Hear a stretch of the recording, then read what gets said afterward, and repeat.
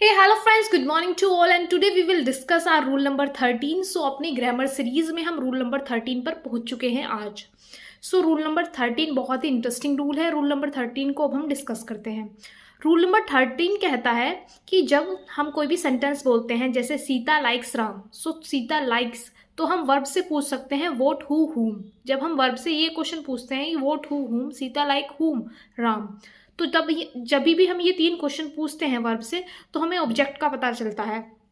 लेकिन कुछ वर्ब ऐसे होते हैं हमारे जैसे enjoy, avail, equity, amuse, avenge, मतलब कुछ सर्टेन वर्ब्स हमें याद करने पड़ेंगे जो कैसे वर्ब होते हैं जिनको अपने डायरेक्ट बाद ऑब्जेक्ट चाहिए. ये कोई भी प्रीपोजिशनल फ्रेज या कुछ भी नहीं लेते, इनको डायरेक्ट अपने बाद ऑब्जेक्ट चाहिए होता है. जैसे आई इंजॉयड एट द पार्टी, अगर मैं ये बोलूँ कि आई इंजॉयड एट द पार्टी तो बिल्कुल ही गलत सेंटेंस में बोल रही हूँ, रॉन्ग है ये सेंटेंस.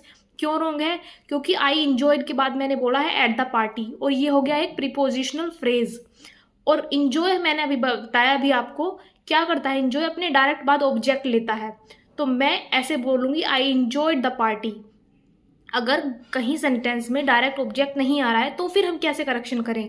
ऐसे आ रहा है कि आई इंजॉयड एट द पार्टी, तो हम क्या करेंगे, इसमें हम रिफ्लेक्सिव प्रोनाउंस का यूज करते हैं कि I enjoy myself at the party, I enjoy, he enjoy himself at the party. तो himself, myself, themself, इनका यूज करते हैं हम.